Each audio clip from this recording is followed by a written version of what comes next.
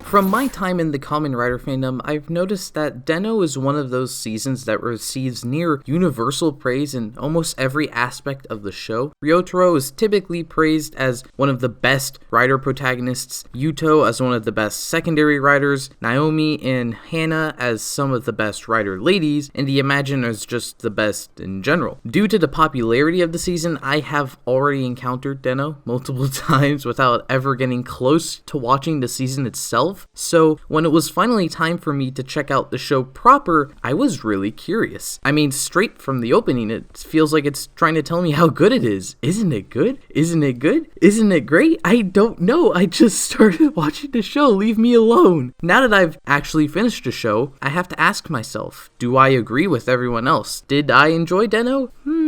Yeah. I think Den-O is absolutely amazing, and I've got so much I want to talk about with the season, but before I can, consider subscribing to the channel as I'm trying to get to 20,000 subscribers so that I can release the finale of Tokusatsu fan ideas, and it's free. You can unsubscribe whenever you feel like it. You might want to say subscribe though if you want to stay tuned for the upcoming Den-O episode of Rider Potential, where I'm going to go over how I think this season could be adapted kind of like Power Rangers. Without further ado, let's jump on the Denliner and travel back to 2007 when the world was changed after the release of the first Michael Bay Transformers movie.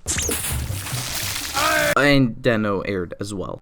So one thing I noticed about Den-O is that for the most part, it doesn't really have a plot. Like, it starts off with the standard 2-episode arc structure that's standard for most Rider seasons at this point. What I noticed about this, though, is that the Monster of the Week formula from this 2-episode structure is really prevalent in Den-O specifically. It sort of carries on until even the very end of the season. Usually, that's kind of annoying to me. I've said in the past, I'm more of a plot guy when it comes to the media I consume. I'm much more interested in all the goings on of stuff around the characters. That's why I've said I'm not the biggest fan of Lupin Ranger versus Paddle Ranger. It was certainly much more focused on the characters and nothing plot related happened for much of the season really. On a surface level, that's kind of what Den-O seems like, but that's not really the vibe I got from the season, like on an overall level. It still feels like there are a lot of moving parts and mysteries, and that happens as a result of the characters that we focus on. The characters drive the plot, but it doesn't really come at the detriment of nothing happening. Instead, when introduced, certain characters have like a mystery specific to them and their past. Right in the beginning, we introduced the singular point as a characteristic of Ryotaro, and then later we establish it's also a characteristic of Hana. However, what a singular point isn't really touched on until much later in the season. Every so often, we're reminded of that mystery to keep us watching, so we can figure out what exactly a singular point is. When Ryutaros is introduced, he somehow has his own ticket, but that isn't addressed until much later either, to keep us watching and wondering why that happened. None of these are really questions like, oh, I wonder what's the backstory of this event that happened years ago. Rather, they're more questions of what is this really specific thing that happened to this character. Having all of these mysteries related to these characters as a constant part of the show is a really clever way, in my opinion, to have what is essentially a really episodic show, at least within sets of 2 episodes, that prioritizes character, feel like a plot-driven show that keeps you hooked every episode. So yeah, like not like a lot of plot, so I guess that means I'm going to be spending a lot of the review talking about characters again, aren't I?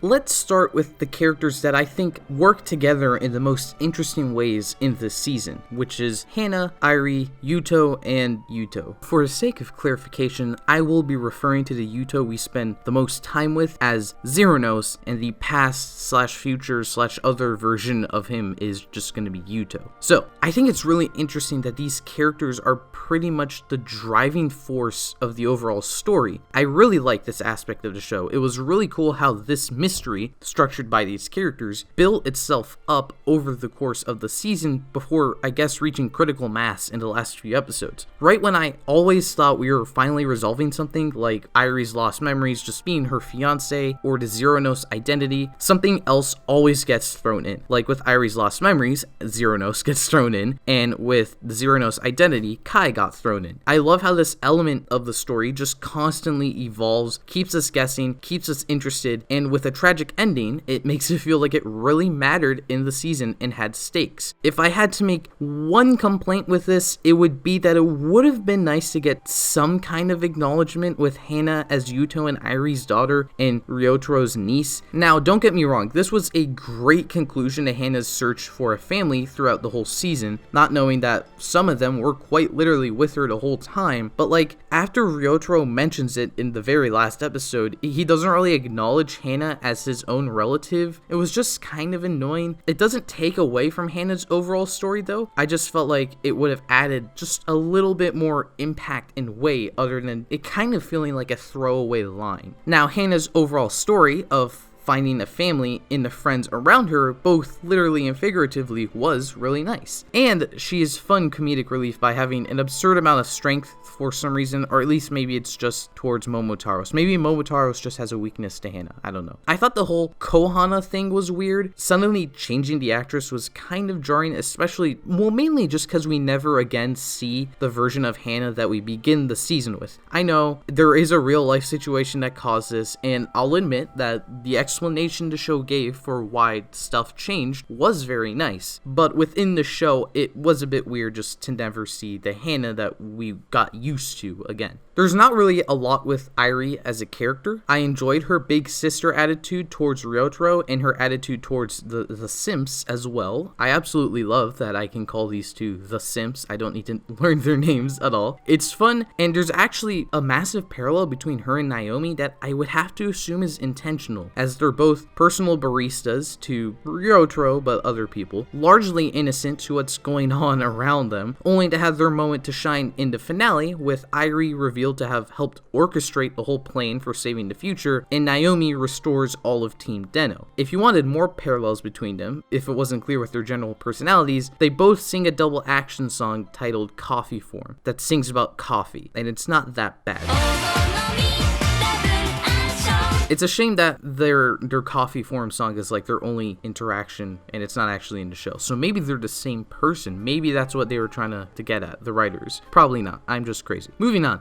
The star of this whole storyline is, of course, Zeronos and Yuto, and Deneb, but I'll get to Deneb later. I really liked the dynamic they set up with Zeronos and the other characters. It was awesome to see a character that's a past version of someone who is very close to Ryotaro, but have him act completely different. At points, I genuinely wondered if Zeronos was just a different dude named Yuto Sakurai. Of course, yes, this is the same person from the past, but what it did by creating this mystery is the slow discovery of Yuto's real personality, the one that Airi fell in love with, became more interesting, especially since the cold, distant secondary writer slowly opening up to the primary writer is a pretty common trope, but here it felt different since it wasn't so much Zeronos opening up to Den-O, and it was more like slow confirmation that these two Yutos were the same person from across time. Combine that with the forbidden love aspect with Airi, where the woman he loved, or will love, doesn't even remember him, even more tragic. Of course, there's more tragedy with the whole Zeronos writer system. There's a whole lot of tragedy going on here. It's a really cool storyline. I love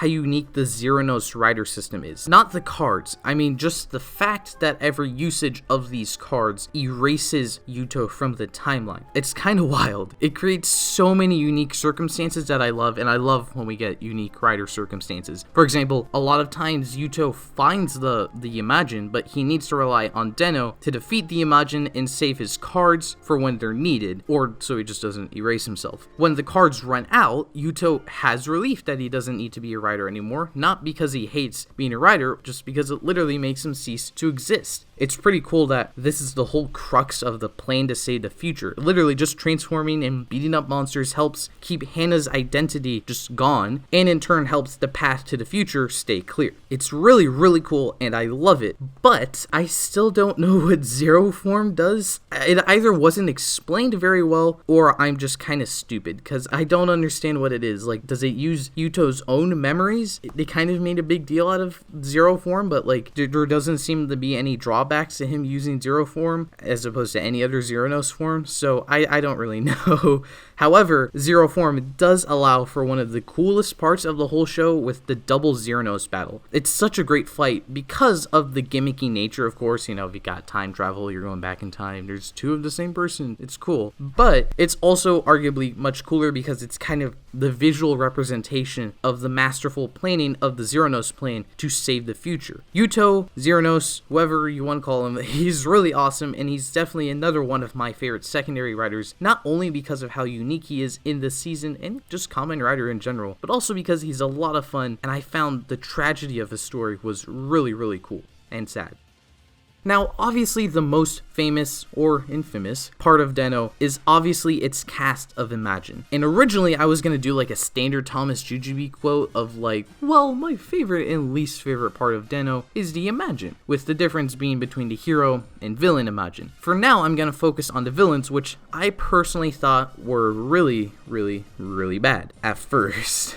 I really loved the gimmick of going back in time using the memories of different people, as it was a cool and unique usage of the season's time travel gimmick. It added a fun element to each episode, and it helped the one-off characters feel like they had more worth. The Imagin designs are amazing as well, and that's it. Their whole goal is to destroy the future, so to do that, they go back in time and blow up buildings. And like, imagine, guys, I hate to tell you this, but when you destroy a building, the building is destroyed. You don't need to go to the past to destroy buildings. If anything, I think this worked more in the hero's favor, as when an Imagin is destroyed in the past, everything is fixed. But there's no way to fix a building destroyed in the present. Like, what's the point of that? Like, honestly, if they just had like a line that's like their full powers unlocked after they time travel, I'd still think this is kind of dumb, but like at least there's a reason they have to travel back in time to destroy stuff, but that's not here, so it's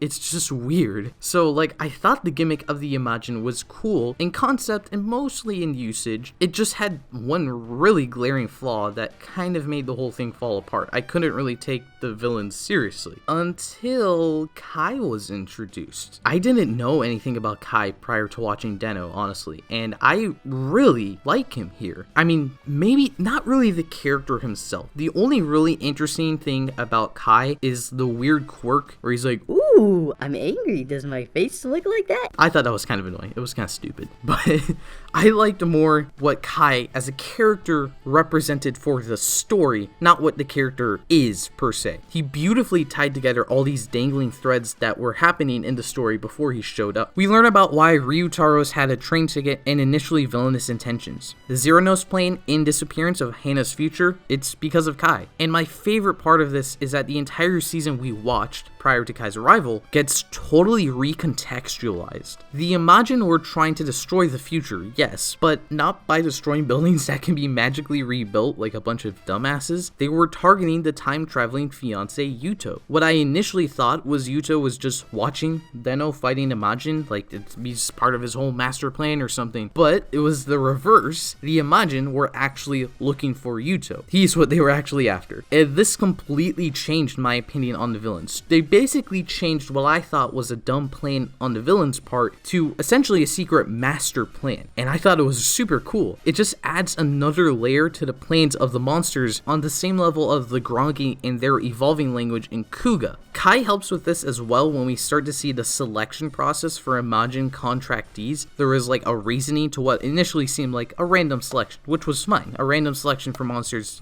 that's completely fine, but the secret selection process kind of made it more interesting. It's honestly just a really, really simple twist, but it really improved the villains for this whole season in my opinion, and also the Yuto of the past. It was cool to understand that all this time traveling shenanigans were like to juke out the villains of the season because he's just protecting Irie, but Kai is just trying to go after Yuto. So Kai is playing checkers while Yuto is playing chess. I do wish we maybe got some sort of explanation for Kai, like at all. The main thing is like his ability to rip himself open and send Imagin through him. I thought it was really cool, but it's kind of the problem I initially had with the Imagin. Like, what happens to these Kais in the past? What was Kai doing at that point in the past? Does this Kai just die in the past? What's going on here? I don't really know. I kind of wish that was explained, or you just didn't do that at all. It is admittedly a really small nitpick. And also, I always have to complain about the final bosses at the end, right? At the end, Kai just sort of fades away, and the final battle is just with an Imagin we've known for all of like 20 minutes. It's technically Kai's ultimate Imagin, so like it's not awful, but I would have liked it more if it was just like Kai's monster form. Like that actually kind of would have explained a few things if he's just a super Imagin and this is his true form. It just feels kind of empty when the Death Imagin is defeated by the Den-O crew and we just barely knew him, and Kai himself is like Thanos snapped away mere seconds before. So like Kai is kind of alright, but the twists he introduces and the way he changes the trajectory of the season in a much more interesting direction, in my opinion, makes me somewhat like him more, but I more just like how interesting everything gets thanks to him. It also helps that he becomes the most badass Toku character I've ever seen roughly 8 years later when Ultraman Orb airs. I didn't even know these were the same actor until I had it pointed out to me, and they even barely changed the name of the character when he becomes Orb, so there's definitely got to be some sort of connection here, right? We don't know where Guy came from, so... Leo Imagin-san. Leo Imagin. Death Imagin-san. Death Imagin. I have the face for it, don't I? Before I get to my favorite parts of Den-O, I want to quickly touch on a minor complaint with the season. It does not hinder my enjoyment of it at all in any way, but it's just something I noticed and it really pisses me off and I really need to address it. The rider system of this season makes no sense. So we're told only a singular point can use it. Ryotaro is a singular point, cool, it makes sense. But so is Hana, and she's been part of the Denliner for a long amount of time, we don't even know. So like, why didn't Hana become Den-O? We're never told why Ryotaro specifically has to become Den-O as a singular point when Hana's a singular point too. I'm just curious, like, why couldn't have Hana become Den-O? There's nothing explained, like they tried and she can't become Den-O, and here's another singular point. Can Ryotaro do it? Ryotaro can do it perfect. No, she just can't become Den-O for some reason, but we're never told why. So there's that. But then the actual system itself has like a plain ass space form, which is fine because we need these other armors from the Imagin. But the characters didn't know Ryotaro would be possessed by Imagin, let alone 4 of them. In universe, this space form is intended to be like the only form for Den-O, so why is it so plain looking and weak? What are these 4 buttons on it meant to do? When Ryotaro isn't possessed, they don't do anything. Like, we see him, he can't use the red button. He can't use sword form without Momotaros. So like, if he never got possessed by Imagin, are they just decoration? Ryotaro just happens to get possessed by 4 Imagin, something none of the other characters intended to happen, and the buttons on the Den-O belt just happen to be the 4 colors of those 4 Imagin, and then like the Den-O armor that appears just happens to have elements of the armors Ryotaro has no access to. Like, he turns into sword form in the first episode and it already has axe form armor on the back, but he wouldn't meet Kintaros for another like 4 episodes, and Kintaros didn't even possess him. This honestly hurts my brain more than any of the time travel. Really, why are there 4 buttons that aren't meant to do anything? But then it gets worse when Chieg, however you pronounce his name, just a normal Imagin, like there's nothing special about Chieg, then he possesses Ryotaro, but his form gets a whole reformat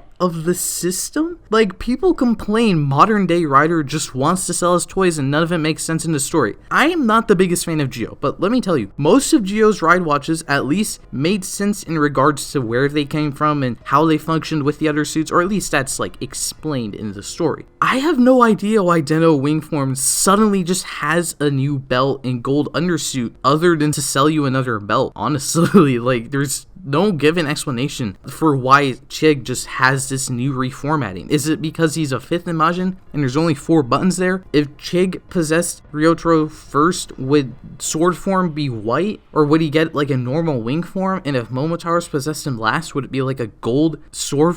I don't... What is going on? Please. This is honestly, in all honesty, a very, very minor nitpick. It doesn't affect my overall enjoyment of the season, but it's kind of a glaring error to me. If anything, it doesn't get explained, and it just really, really bugs me, and I wanted to bring it up. It's definitely not linked to the Rider Potential video. No, this problem is not gonna be the whole crux of my idea for that. No.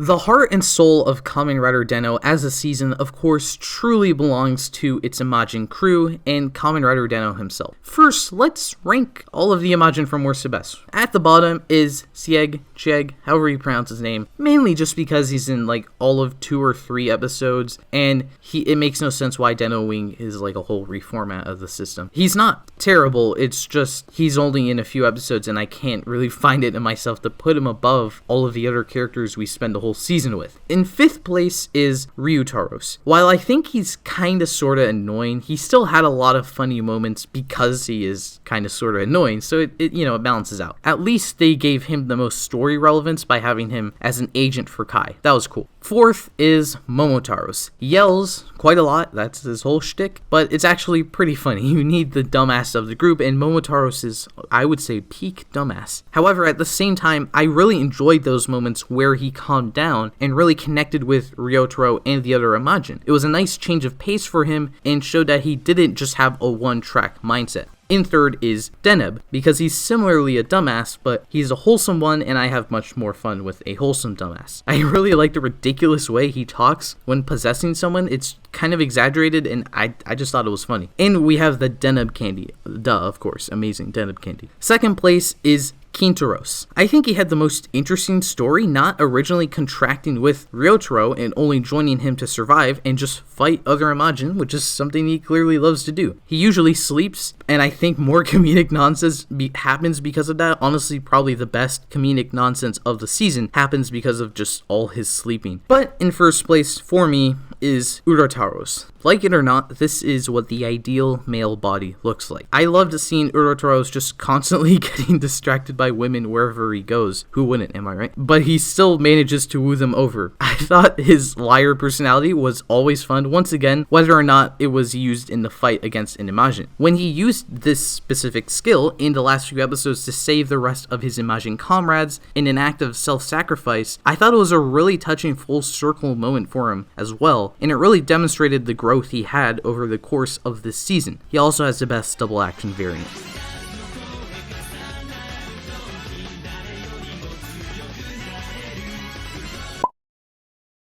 And lastly, I really like the absurdity of glasses just appearing out of nowhere when he possesses Ryotaro. Where do they come from? Does Urotaros just imagine himself with glasses? These are questions we may never find the answers to, much like the Rider Belt system, but this time it's funny, so I don't really care, and I still love Urotaros. Of course, all of the Imagin are just as fun and enjoyable though, no matter the rankings really. With the exception of Deneb, I really liked how each Imagin was introduced as a flawed character.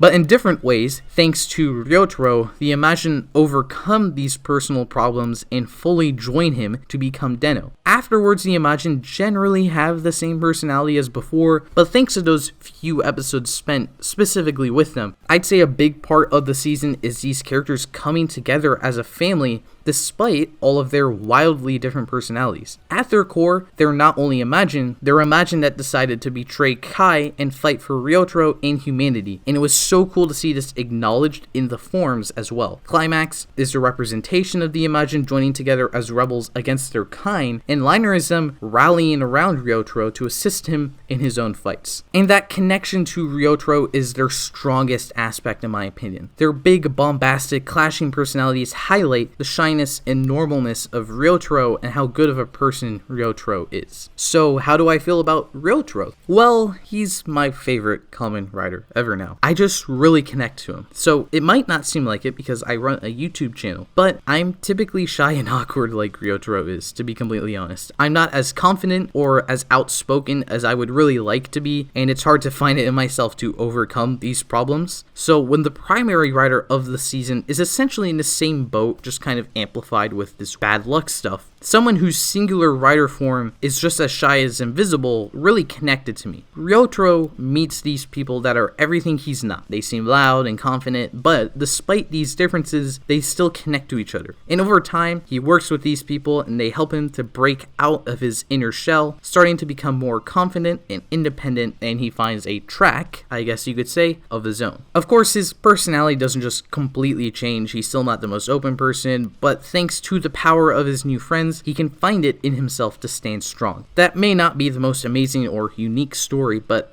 it really connected to me personally, especially in a Kamen Rider season. There's nothing massively complex with Ryotaro or the Imagin or the general season of Den-O, but I think that's what makes Kamen Rider Den-O so great. From my experience, Kamen Rider Den-O is typically perceived as like the haha funny season of Kamen Rider. Look, Momotaro's got bonked, Ryotaro's stuck in a tree, Den-O is giving out candy while Yuto yells at him, haha. And yes, the season heavily focuses on comedy. I would probably say it's the most comedic season of Kamen Rider, but it balances that out beautifully with thought-provoking and complex ideas. There's a man forced out of time and love just to save the world. There's a search for a family in the face of your own getting completely decimated. Outcasts and wimps become heroes, and my favorite, memories create time travel. It sounds like such a wacky idea, perfect for the wacky, silly Kamen Rider season, but then I stopped to think about this quote, and it makes sense. The flow of time comes from your current actions being turned into memories. That right there, that quote is the core of Den-O to me. Taking this wacky idea and giving it emotional weight that ties the entire season together. The comedy and emotion that Den-O creates don't really contrast each other to me. Instead, they complement each other perfectly. It manages to combine comedy and rich storytelling in one appealing format that's just a joy to watch. You come for the laughs, but stay for the tears, for those characters and their growth and their stories. Thanks to expertly placed mysteries, fun personalities, and emotionally charged stories, these characters remove the need for a plot. I'm here to see what happens to them and how they come together and become the ultimate force for good. I think this is Den-O's greatest impact on Kamen Rider. Den-O's aesthetics arguably paved the way for Rider suits to stay faithful but different from the Bug Eyes. It brought back multiple form changes in the 2-episode structure, but I think Den-O's largest impact came from its ability to combine comedy and be a fun kid show to watch, but at the same time utilize creative and thought-provoking story elements that would later be incorporated in the many Heisei Rider seasons to come. Den-O is now my third favorite season of Kamen Rider. I really enjoyed this season, and I'm glad I finally got around to watching it, and I think it lived up to the hype that it brought after so many years. Of course, please be sure to let me know what you personally thought of Kamen Rider Den-O down in the comment section. Did you enjoy it as much as I did, or is it more on the lower end of things for you? I would love to hear your thoughts, and be sure to stay tuned for Den-O's Rider Potential episode if you want to hear how I would adapt this season, and I hope to see you next time. Thank you!